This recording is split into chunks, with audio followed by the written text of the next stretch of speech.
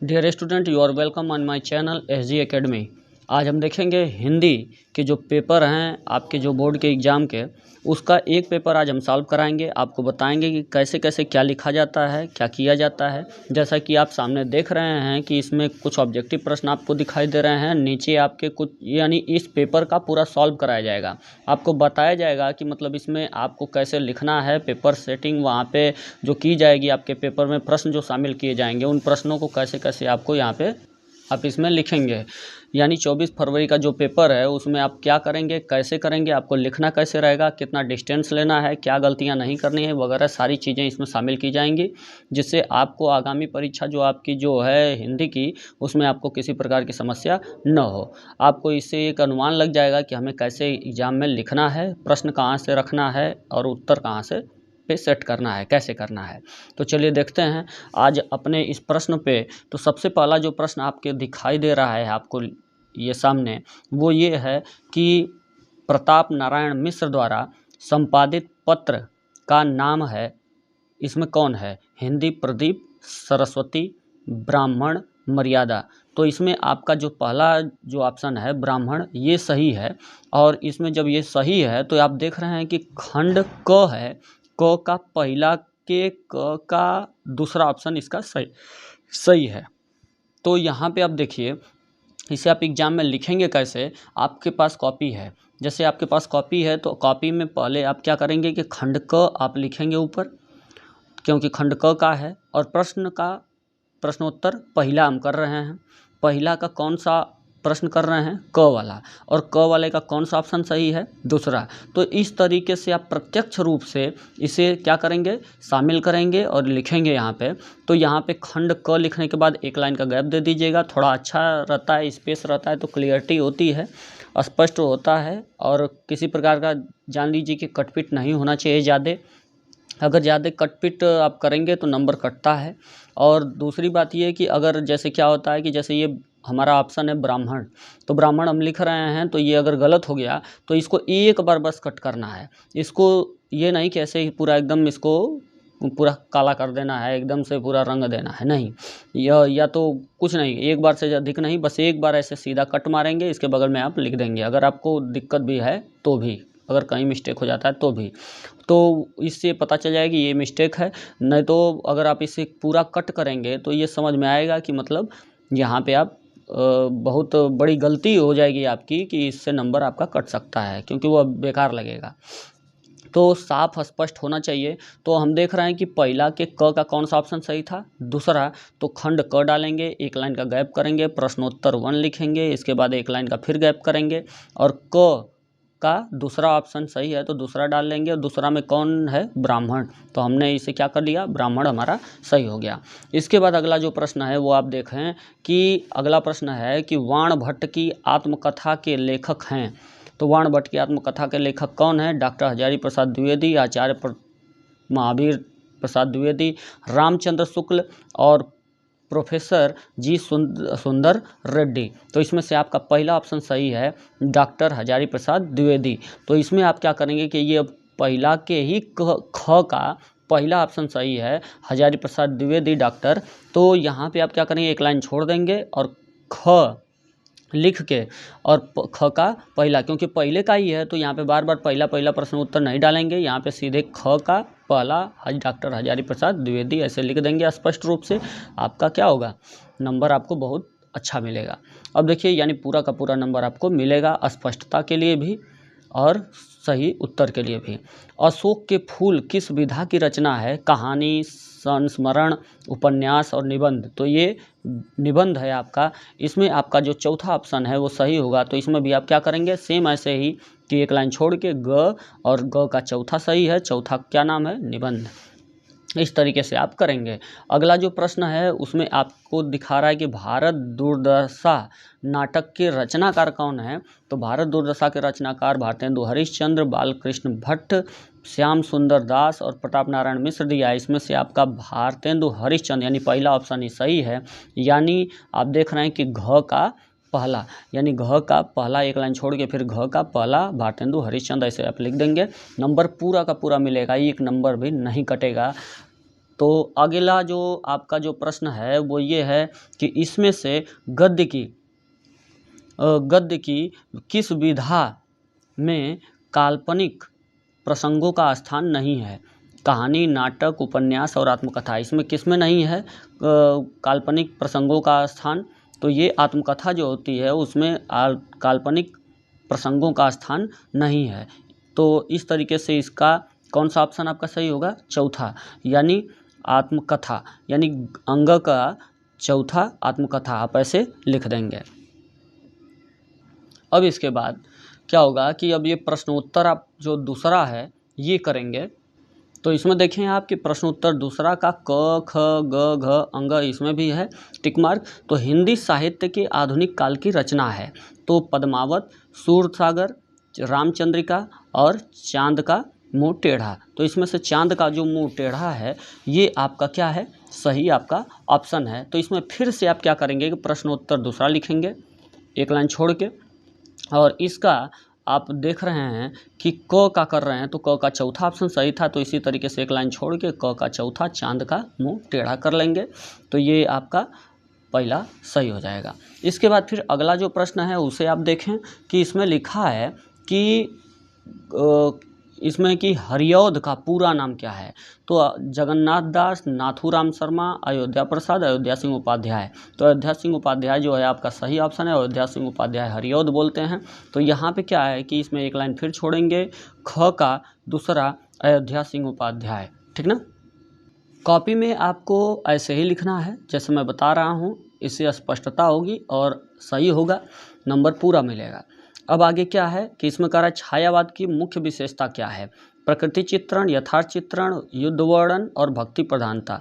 तो इसमें पहला ऑप्शन है छायावाद की, तो ये प्रकृति चित्रण।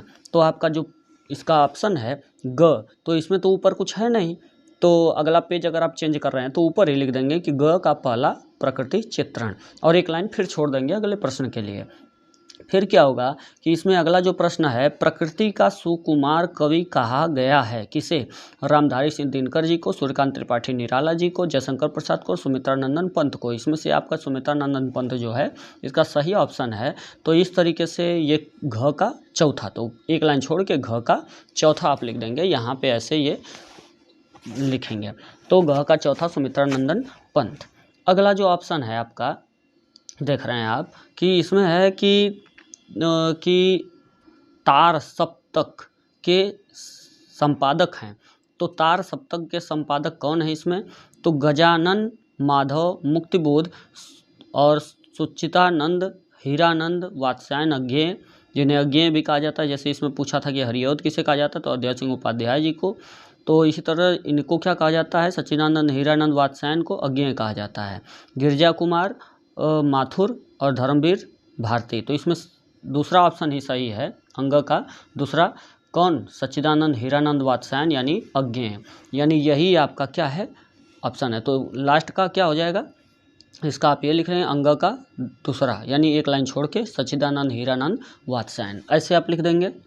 अब इसके बाद अब ये है कि दिए गए गद्यांश पर आधारित निबंध प्रश्न निम्नलिखित प्रश्नों के उत्तर दीजिए। तो ये आपका जन का प्रवाह अनंत होता है, ये इसको अंडरलाइन किया गया, रेखांकित किया गया है। और इसके साथ साथ यानी यहाँ से जन से लेके होता है तक ये आपको एक गद्यांश दिया गया है आपके पढ़े हुए में से। इसी में से आपको प्रश्न नीचे दिया गया है 5 प्रश्न, इसको आपको करना है। तो इसमें आप क्या करेंगे कि जैसे मैं बता दूं आपको कि इसको अब लिखना होगा, तो क्या करेंगे, सबसे पहली बात कि इसे आपको लिखना होगा। तो सबसे पहले आप प्रश्नोत्तर ऐसे डाल लेंगे, उसके नीचे एक लाइन छोड़ के अगले प्रश्न के लिए एक लाइन छोड़ दीजिएगा। तो जैसे आप इसमें क्या करेंगे, देख रहे हैं आप कि यहाँ प्रश्नोत्तर 3 आप ऐसे लिखेंगे। इसमें आप प्रश्नोत्तर 3, अब इसमें पहला जो है, पहले का जो प्रश्न है, जैसे देखिए पहला प्रश्न ये है कि जन का प्रवाह किस तरह होता है। तो जन का प्रवाह किस तरह होता है, तो इसमें आप लिख लेंगे कि जन का प्रवाह जो है वह अनंत होता है।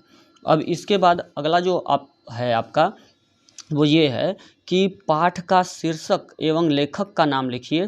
तो पाठ का शीर्षक एवं लेखक का नाम, तो पाठ का शीर्षक जो है वो आपका आप लिखेंगे, शीर्षक क्या है, राष्ट्र का स्वरूप, और लेखक इसके हैं वासुदेव शरण अग्रवाल। यानी ये जो लेसन आपका लिया गया है, जो गद्यांश लिया गया है, वो किस लेसन से है? राष्ट्र का स्वरूप से है, और इसके लेखक कौन है? वासुदेव शरण अग्रवाल जी हैं। और इसमें तीसरा प्रश्न पूछ रहा है कि रेखांकित अंश की व्याख्या कीजिए। तो रेखांकित अंश की व्याख्या करना है, तो रेखांकित अंश जो हमारा है उसको आप देख लीजिए। इसकी व्याख्या क्या होगा? तीसरा का जन का प्रवाह लिखा है कि अनंत होता है, अर्थात सैकड़ों वर्षों से भूमि के साथ गहरा संबंध है, और जब तक सूर्य की किरणें धरती पर पड़ती रहेंगी तब तक लोगों का जीवन अमर रहेगा।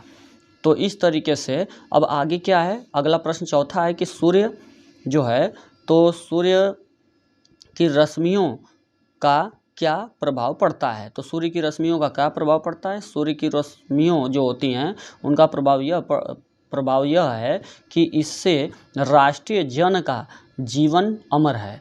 अब आगे यह है कि राष्ट्रीय जन ने किसके साथ तादात्म्य स्थापित किया है? तादात्म्य किसके साथ स्थापित किया है? तो हजारों वर्षों से, इसमें आप ऐसे एक एक लाइन सब में जो भी उत्तर देंगे एक एक लाइन का गैप रहेगा, और सहस्रों यानी हजारों वर्षों से भूमि के साथ राष्ट्रीय जन ने तादात्म्य स्थापित किया है। किसके साथ स्थापित है? भूमि के साथ, हजारों वर्षों से। तो इसमें अथवा करके 2 दिया रहता है, मैंने पहले वाले का बता दिया है, और इस वाले का आप अपने से करिएगा, ठीक ना, जो प्रश्न है। और इसके बाद फिर गद्यांश जो है इसका भी मैं बता दे रहा हूँ। तो गद्यांश जो है, तो ये पद्यांश का तो मैंने बता दिया, 2 में से पहले वाले का, अथवा वाले का आप कर लीजिएगा। और ये जो आगे दिखाई दे रहा है आपको पद्यांश, तो इसमें पद्यांश जो है, मुझे फूल मत मारो, यहाँ से लेके आपका दिया हुआ है यहाँ तक, सिर पर धारो यहाँ तक, और इसी में से आपको 5 प्रश्न पूछा हुआ है ऐसे। तो मैं क्या बता रहा हूँ आपको, ये आप स्वयं कर लीजिएगा। इसका मैं अथवा वाले का आपको बता दे रहा हूँ जो आगे है। अब इसमें देखिए, जो इसका अथवा वाला है, सावधान मनुष्य से लेके बड़ी यह धार तक है, और ये रेखांकित वाला प्रश्न से संबंधित रेखांकित किया गया है। तो इसमें सबसे पहली बात आपको पूछा है कि पाठ का शीर्षक एवं कवि का नाम लिखिए। वो एक जो है वो आप कीजिएगा, अथवा वाला मैं बता रहा हूँ। तो इसमें क्या है कि आप ऐसे लिखेंगे अगले पेज पे कि प्रश्नोत्तर चौथा का अथवा मैं कर रहा हूँ। अगर मैं अथवा उस पहले वाले में पहला ही वाला किया था, अथवा वाला नहीं किया था, अथवा के बाद वाला, तो मैंने अथवा नहीं डाला। इसमें मैं चौथे का अथवा वाला कर रहा हूँ। तो जब भी आपको अथवा वाला करना रहे तो आप वहाँ पे लिख देंगे कि अथवा के बाद वाला मैं गद्यांश या पद्यांश कोई भी प्रश्न कर रहा हूँ। और जब मैं पहला ही वाला किया होता तो यहाँ पे अथवा डालने की आवश्यकता नहीं होती है, और एक लाइन का आप गैप देंगे। फिर पहले प्रश्न का जो शीर्षक पूछा था, शीर्षक क्या है? अभिनव मनुष्य, और कवि जो हैं इसके रामधारी सिंह दिनकर जी हैं। तो इस तरीके से, यानी रामधारी सिंह हैं, इनको दिनकर कहा जाता है। तो इस तरीके से ये आप प्रश्न इसका करेंगे, तो आपको ध्यान रहे। अगला जो प्रश्न है, अगला प्रश्न ये है कि विज्ञान को तलवार क्यों कहा जाता है? तो विज्ञान को तलवार देखिए इसलिए कहा जाता है, यहाँ पे कवि ने विज्ञान को तलवार बताया है, और इसे मनमानी क्रीड़ा का माध्यम बना लेना स्वयं का नुकसान करना है। तो अब देखिए अगली बात क्या है, जो अगला प्रश्न है।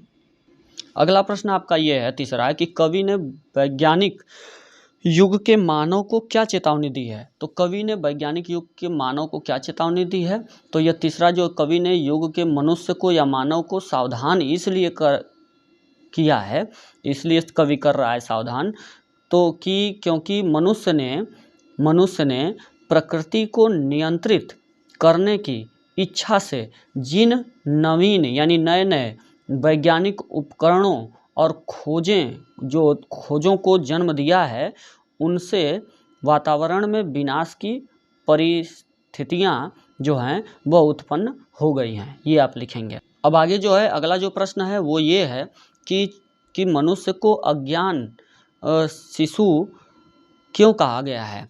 तो इसमें आप लिखेंगे चौथा प्रश्न में कि चौथा का आंसर कि मनुष्य को अज्ञान शिशु इसलिए कहा गया है क्योंकि मनुष्य वैज्ञानिक आविष्कारों के प्रति अत्यधिक मोह रखता है तथा वह विज्ञान के परिणामों के प्रति सचेत नहीं है। तो जो भी प्रश्न का उत्तर लिखेंगे वह एक एक लाइन का आपका अंतर रहेगा, ये ध्यान रहे, और स्पष्ट रूप से ऐसे ही लिखिएगा जिसमें कि कटपिट न हो। अगला जो प्रश्न है, रेखांकित पंक्ति की व्याख्या कीजिए। तो रेखांकित पंक्ति जो है आपकी देख रहे हैं कि ये है रेखांकित पंक्ति आपकी, काट लेगा अंग, तीखी है बड़ी यह धार। तो इसका क्या मतलब, तो यहाँ पे आप देख रहे हैं कि इसका लिखेंगे काट लेगा अंग, तीखी है बड़ी यह धार। का अर्थ यह है कि विज्ञान के जो आविष्कार हैं उससे मनुष्य संतुष्ट है, लेकिन वह उसके लिए बहुत ही ज़्यादा खतरनाक है और मनुष्य को विज्ञान के परिणामों के प्रति सचेत रहना चाहिए। ये बात है। अब जो अगला प्रश्न है, ये जो है निम्नलिखित में से एक लेखक का साहित्यिक परिचय देते हुए उनकी प्रमुख रचनाओं का उल्लेख कीजिए। तो इसमें से क्या है कि आप हजारी प्रसाद द्विवेदी, हरिशंकर परसाई, डॉक्टर एपीजे अब्दुल कलाम, तीनों में से कह रहा है किसी एक का जो साहित्यिक परिचय लिखिए और इसके साथ साथ इनकी रचनाओं के बारे में भी बताइए। तो ये 80 शब्द में आपको लिखना है। बच्चों ये मैं बता दूं कि इसमें से कई का मैंने आपको बताया हुआ है, जो मुख्य मुख्य इम्पॉर्टेंट हैं वो वीडियो में जाकर आप देख लीजिएगा। उसमें आप सीधा सीधा इसमें भी यही करेंगे कि प्रश्नोत्तर जैसे ऊपर ऐसे डाले, प्रश्नोत्तर 5वां एक लाइन छोड़ के जीवन परिचय ऐसे लिख लेंगे, या साहित्यिक परिचय और कवि का नाम लिख लेंगे, इनका नाम लिख लेंगे ऊपर।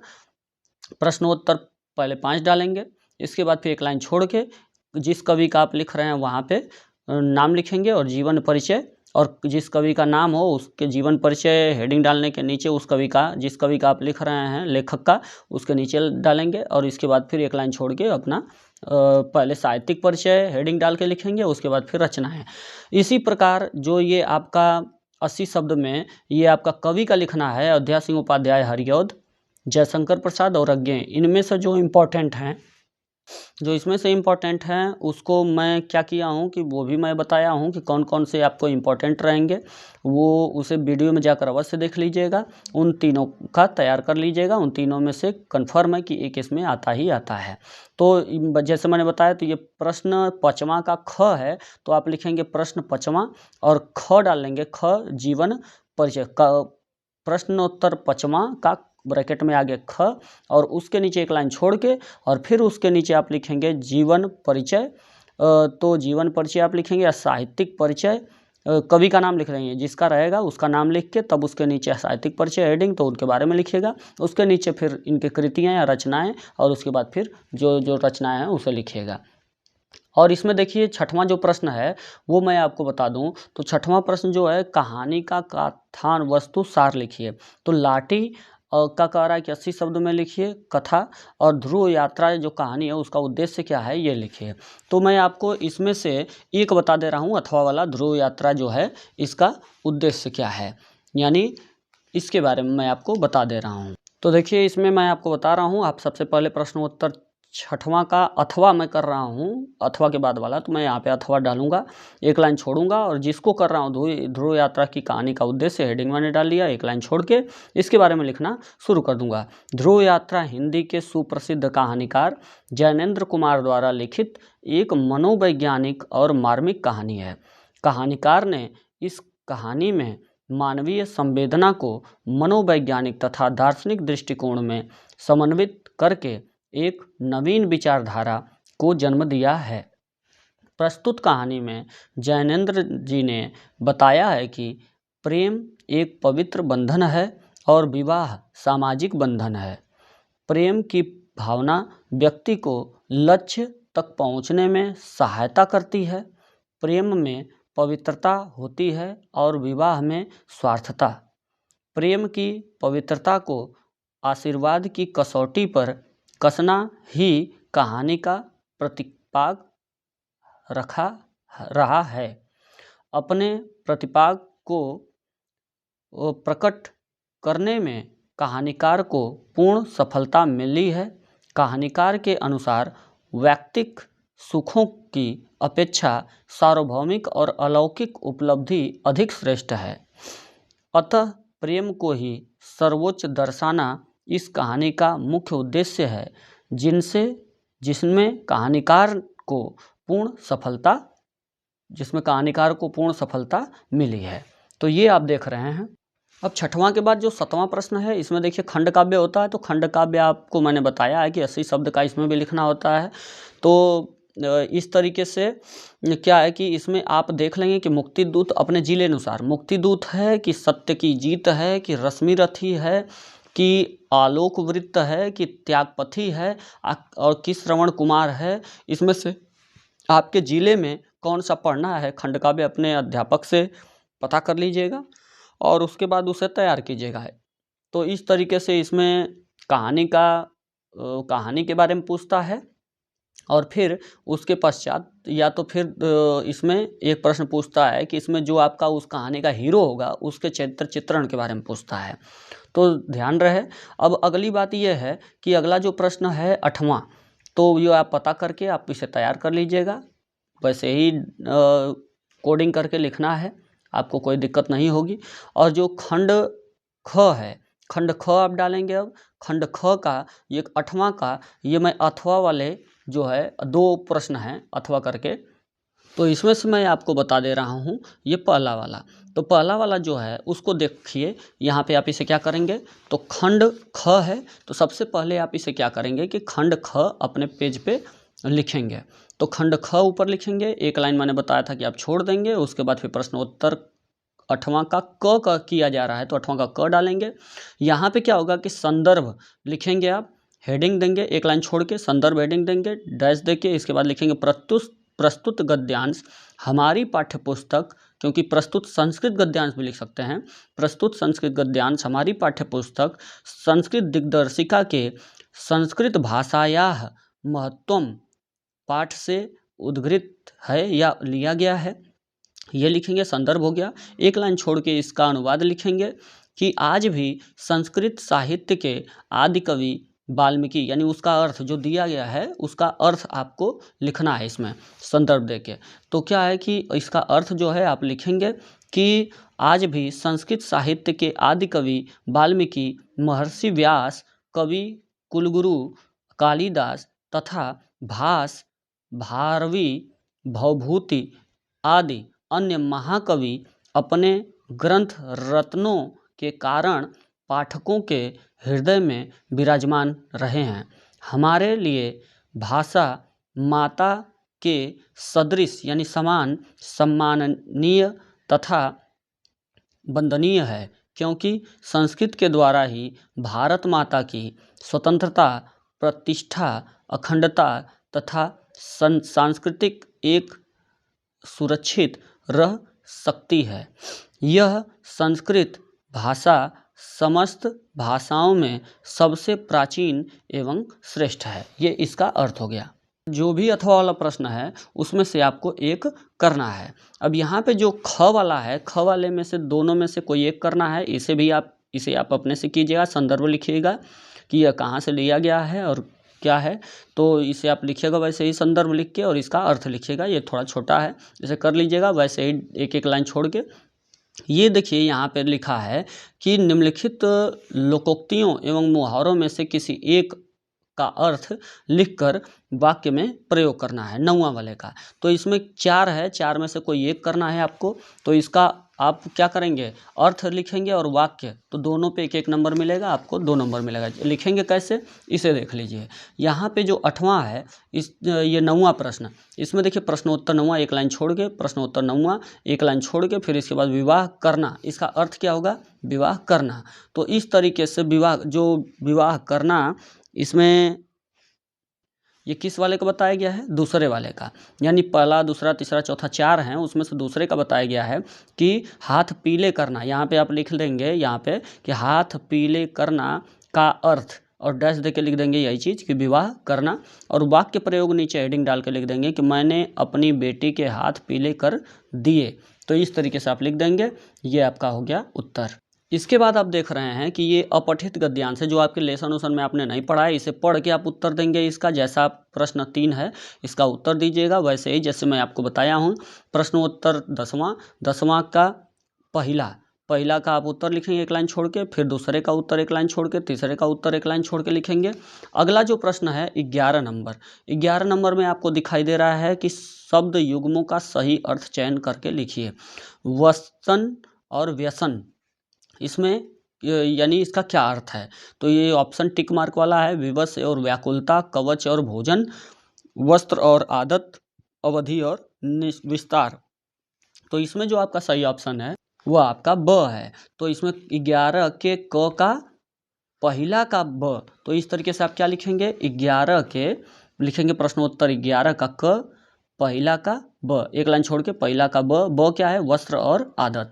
इसके बाद फिर आप देख लीजिए कि अगला जो प्रश्न है अन्न और अन्य, इसका क्या अर्थ है। अनाज और दूसरा, गेहूं और चावल, भोजन और अनेक, बेकार और दूसरा। तो अन्न ये अ वाला सही है। तो किसका, ये दूसरे वाले का आप ऐसे लिखेंगे एक लाइन छोड़ के, दूसरे का अ, अनाज और दूसरा, क्योंकि अन्न मतलब अनाज और अन्य मतलब दूसरा, वसन मतलब वस्त्र और व्यसन मतलब आदत। ठीक ना। अगला जो है आपका 11वां का वह ख है। ख में कह रहा है आपको कि निम्नलिखित शब्दों में से किसी एक शब्द के 2 सही अर्थ लिखिए। चपला, जीवन, शिव। तो मैं आपको बता दूं कि इसमें प्रश्नोत्तर 11 का ख जो है, एक लाइन आप छोड़ के इसमें लिख देंगे कि ख का ऐसे डाल लेंगे। तो इसके बाद क्या है कि पहला का चपला, चपला का क्या होता है, लक्ष्मी भी होता है और बिजली भी होता है। फिर एक लाइन छोड़ के 11वां का ग है, वो क्या प्रश्न है वो आप देखिए। 11वां के ग का क्या है, 11वां का जो ग है इसमें है कि सही शब्द चयन करके लिखिए। जो शिक्षा देता है तो क्या कहते हैं, शिक्षक। तो इसे क्या करेंगे आप कि इसे प्रश्नोत्तर 11 के ग का ये क्या होगा, एक लाइन छोड़ के पहला नंबर, पहला का कौन सही है, अ, क्या है, शिक्षक। तो ये आपका ऐसे लिखेंगे। फिर एक लाइन छोड़ देंगे अगले प्रश्न के लिए, तो ग का ही दूसरा है, तो यहाँ पे आप क्या करेंगे, जो सब कुछ जानता है तो सर्वज्ञ बोलते हैं, तो सर्वज्ञ सही होगा। तो ये क्या होगा, ग का दूसरा का अ, तो ग के दूसरा का भी अ आपका सही है। तो यहाँ पे तो ग लिख ही दिए हैं, इसी का पहला ग का ही पहला दूसरा है, तो यहाँ पे फिर ग ग लिखने की आवश्यकता नहीं है। यहाँ पे आप क्या दूसरा लिख देंगे, यहाँ पे सर्वज्ञ हो गया। इसके बाद फिर आप देख रहे हैं कि इसके नीचे दिया हुआ है घ, यानी 11 का ही घ। घ में आपको कह रहा है कि इन्हीं 2 वाक्यों को शुद्ध करके लिखिए। मैं भोजन कर लिया हूँ, मेरा बड़ा भाई आ रहा है, मैं कलम के साथ लिखता हूँ, और फिर सूर्य पूरब से निकलता था। तो अब ये क्या है, तो इसमें क्या है सही, इसमें 2 मैं सही कर दे रहा हूँ, जो भोजन वाला है और कलम वाला है। तो मैं भोजन कर लिया हूँ, तो इसका मतलब मैंने भोजन कर लिया है, ये सही होगा। ठीक ना, ये इसका सही होगा। इसके बाद फिर जो इसका तीसरा है, मैं कलम के साथ लिखता हूँ, इसका मतलब मैं कलम से लिखता हूँ। अब रही बात आगे, जो संयोग, श्रृंगार और करुण रस है, तो इसका कह रहा है कि इन दोनों में से किसी एक का आप लक्षण लिखिए और उदाहरण लिखिए। तो इसमें आपको क्या करना है कि इसमें मैं आपको रस, अलंकार और जो भी छंद है ये भी मैं आपको बता चुका हूँ। ये वीडियो में, पिछले वीडियो में जाके देखिएगा, खूब अच्छे तरीके से एकदम, जो भी चीज़ इसमें मैं नहीं बता रहा हूँ वो सारी चीज़ें मैं वीडियो में बनाया हूँ, वो आप देखेंगे एक बार में आपके समझ में आ जाएगा और आपको पूरा याद भी हो जाएगा, क्योंकि बहुत सटीक उसको बनाया गया है ताकि आप उसे तैयार कर सकें, याद कर सकें। तो ये चीज़ें जाकर जो रस है, छंद है, अलंकार है और जो महत्वपूर्ण है उन्हीं को बनाया गया है। फालतू सभी अलंकारों, सभी छंदों, सभी रसों को नहीं बनाया गया है। तो जितनी ज़रूरत है उतना ही, और इसमें से आपको एग्जाम में आपका काम बन जाएगा। अगला जो है आपका 13वां प्रश्न, गांव और शहर में सफाई के लिए अधिकारी को पत्र लिखना है। तो ये आपका जो होगा, ये भी आप देख सकते हैं जाकर वीडियो में कि कौन कौन से हमारे निबंध इम्पोर्टेंट है, और अनुशासन व्यवस्था विद्यालय में जो है वह बनाए रखने के लिए प्रधानाचार्य को निबंध लिखना है, यानी पत्र लिखना है।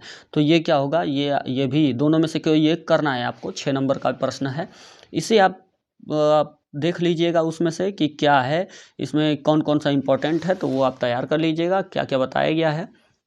ज़्यादा कुछ करने की आवश्यकता नहीं है, बहुत ज़्यादा दिक्कत नहीं होती है। अगला जो है वो आपका, इसमें से कौन आपका महत्वपूर्ण आपको रहेगा, पर्यावरण वाला, बेरोजगारी, शिक्षा व्यवस्था में कंप्यूटर, यानी कंप्यूटर वाली बात, और इसमें ये पथ प्रदर्शक यानी कि साहित्य जो है वह समाज का पथ प्रदर्शक यानी साहित्य पे, महिला सशक्तिकरण ये बात है, यानी कि महिलाओं की यानी जो बातें हैं उसके बारे में लिखना है इसमें, यानी हानि लाभ, और इसके साथ उनको क्या हानि हो रही है, क्या लाभ हो रहा है। वर्तमान भारतीय राजनीति की दिशा और दशा के बारे में। तो इस तरीके से इन सभी प्रश्नों पे आप जरूर गौर कीजिएगा। इसमें से भी किस पे आपको निबंध तैयार करना है, बहुत सारा कुछ दिया हुआ है, इसमें से आप अपने से भी कुछ ना कुछ जानकारी होगी, आपको लिखना है।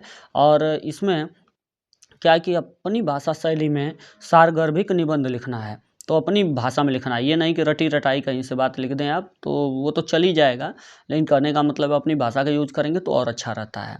तो क्या है कि इसमें से कौन निबंध आपको, किस पे निबंध इम्पोर्टेंट होता है, वो सारी चीज़ें आपको आगे बताई गई हैं, वो आप देख लीजिएगा कि कौन कौन निबंध आपको तैयार करना है। और यदि आपको वीडियो अच्छा लगे तो इसे लाइक कीजिएगा, चैनल को सब्सक्राइब कीजिएगा और अपने दोस्तों से शेयर करना न भूलिएगा।